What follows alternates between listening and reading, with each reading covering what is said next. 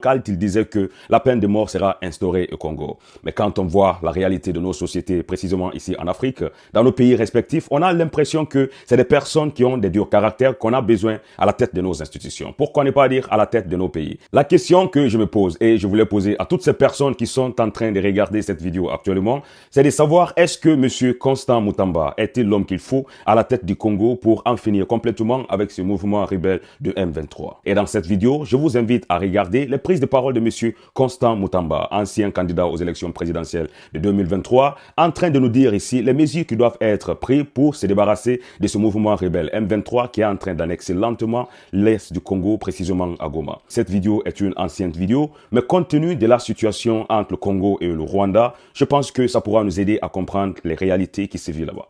Donner une réponse claire à la barbarie de l'agression rwandaise, mais en même temps au recrutement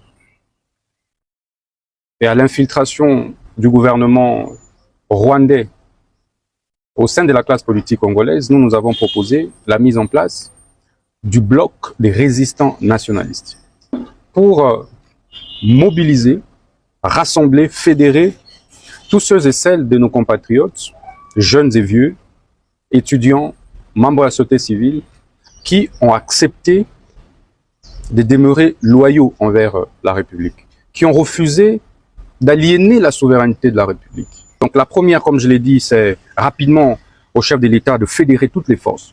Qu'on ne le trompe pas en lui disant il y a une union sacrée qui a la majorité au Parlement, il y a l'opposition qui non.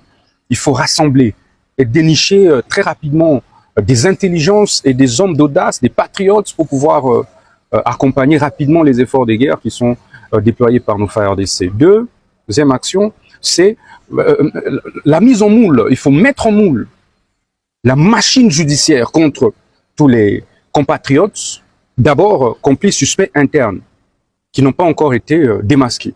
Eh bien, ils sont là. Mettre en moule des actions pénales contre même ceux qui ont adhéré au M23, puisqu'ils sont congolais. Mais pourquoi est-ce que la justice congolaise n'arrive-t-elle pas à lancer de mandat d'arrêt international contre ces gens-là? En fait, un mandat d'arrêt international, c'est un avis de recherche en droit interne. Mais il faut ouvrir des actions judiciaires. Et que XY compatriotes qui a adhéré au mouvement terroriste se sentent concernés par une action qui a été ouverte. C'est-à-dire que quel que soit le moment et dans n'importe quel pays où se retrouverait et avec lequel la RDC serait en partenariat, en collaboration judiciaire, ben, il serait appréhendé. Quatrième initiative, c'est de pouvoir lancer des actions judiciaires, engager des actions judiciaires internationales contre Corneille Nangaa et sa bande, contre les compatriotes qui ont adhéré au M23 pour crimes de guerre, crimes contre l'humanité, voire crimes de génocide. Parce que le statut de Rome fait partie intégrante de notre arsenal juridique. Donc la CPI devait être saisie directement par notre État, sur la base de l'article 13 du statut de Rome. Mais il est également possible pour que notre État saisisse directement la CPI contre M. Paul Kagame. C'est pourquoi, vous vous rappellerez de ma première question écrite, quoique le débat se soit posé autour de la compétence du bureau d'âge. Mais lorsque l'État est en danger, on ne respecte pas certaines procédures. Si aujourd'hui, ces mouvements terroristes venaient à entrer ici à Kinshasa, vous allez dire que non, le bureau d'âge n'a pas de compétence pour pouvoir interpeller tel ou tel ministre. La justice congolaise devrait initier des actions du genre devant la CPI contre le président Paul Kagame. Et vous verrez, vous en verrez les conséquences. L'État congolais devrait rapidement, et ça c'est la sixième proposition d'action, saisir la CIJ, la Cour internationale des justices. Parce que sur la base de son acte constitutif en ses articles 35, 34, 35, il est bien possible pour un État de pouvoir se plaindre contre un autre État devant la CIJ. L'exemple le plus récent, c'est l'Afrique du Sud contre l'État israélien. Pour les massacres, pour les crimes qui sont perpétrés dans la bande de Gaza. Pourquoi ne ferions-nous pas ça? C'est de moyens de pression au niveau international.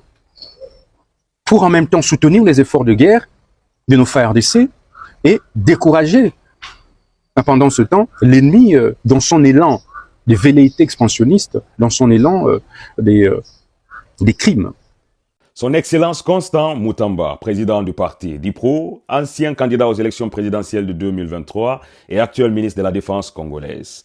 Quelqu'un qui est réellement connu pour ses prises de position sur les réseaux sociaux. Si on est connecté soit à Facebook, TikTok ou bien YouTube, on a sûrement vu une de ses vidéos passer. Et la question qui revient dans ma tête, c'est de savoir est-ce que c'est lui exactement l'homme qu'il faut à la tête du Congo pour exactement finir avec ce mouvement rebelle du M23 qui est en train d'annexer lentement l'est du pays, précisément dans la région du Nord Kivu, à Goma. Vu que plusieurs personnes sont en train de dire que les prises de position de M. Félix Tshisekedi ne vont pas arranger la situation au Congo parce que il n'arrête pas d'appeler les communautés internationales, l'Union africaine, de réagir, tandis que des milliers de Congolais sont en train de mourir jour et nuit. D'autres personnes partent même à dire que M. Félix Tshisekedi et Paul Kagame ont le même maître, ce qui fait que ces prises de décision n'ont le plus souvent pas d'effet.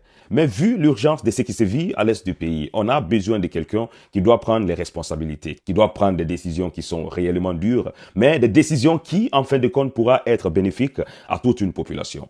Quand on parle du Congo, on est en train de parler d'un grand pays d'Afrique, d'un grand pays qui regorge des ressources naturelles, des ressources qui sont convoitées par les plus grandes puissances internationales, raison pour laquelle l'Est du pays est réellement secoué. Et quand on voit aussi l'Est du pays, bizarrement, c'est là où se trouve le condensé de toutes ces matières premières qui sont recherchées, qui sont convoitées par les plus grandes sociétés qui sont dans l'innovation.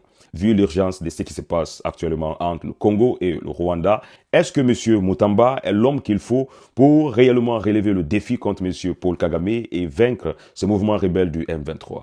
N'oubliez pas de laisser en commentaire tout ce que vous pensez, mes frères et sœurs, et on se retrouve à très bientôt pour une nouvelle vidéo. Mais dites à Kagame que c'est moi qui vais les tuer avant maman.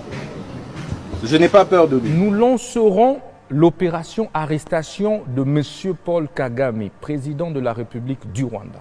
Parce que nous estimons en réalité que le plus grand mal sécuritaire du pays devient M. Kagame. Kagame, moi je le considère désormais comme un système qu'il faut neutraliser. Nous allons procéder par les voies judiciaires.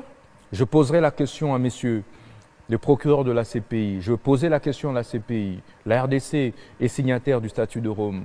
Pourquoi ne lancez-vous pas un mandat d'arrêt international contre M. Paul Kagame? Parce que vous l'avez fait contre Omar el-Béchir, l'ancien président du Soudan. Si la CPI ne répond pas, je vais retirer la RDC du statut de Rome. Simplement. Parce que j'aurais considéré que c'est une politique de 2 poids, 2 mesures. Et que la CPI a été créée pour servir en fait les Congolais des cobayes. Et ça ne passera plus. Et en ce moment-là, je vais lancer des opérations militaires contre le Rwanda. Les blagues que nous sommes en train d'observer ne vont plus s'observer. Et donc nous allons lancer une offensive. Soit ce sera la guerre totale, soit ce sera la paix totale. Soit on part à la guerre totale ou bien à la paix totale. Ce sont les paroles de M. Constant Mutamba, actuel ministre de la Justice congolaise, quelqu'un qui est connu pour ses prises de parole controversées, surtout sur ses décisions, comme ce que nous venons de voir dernièrement